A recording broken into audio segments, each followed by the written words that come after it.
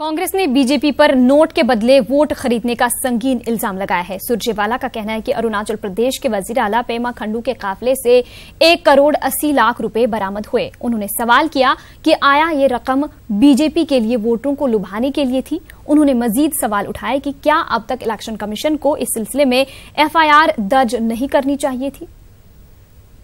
अरुणाचल प्रदेश के भारतीय जनता पार्टी के मुख्यमंत्री पेमा खांडू के कॉन्वॉय से कल रात 12 बजे के लगभग 180 लाख रुपया पकड़ा जाता है। क्या ये पैसा प्रधानमंत्री की रैली में लोगों को लाने के लिए दिया जा रहा था?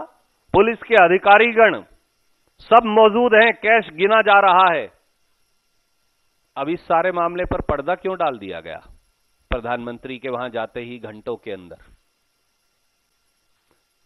इलेक्शन कमीशन क्या कर रहा है? क्या भारतीय चुनाव आयोग सोया पड़ा है? क्या enforcement directorate, CBDT, CBI, IB सब सोए पड़े हैं?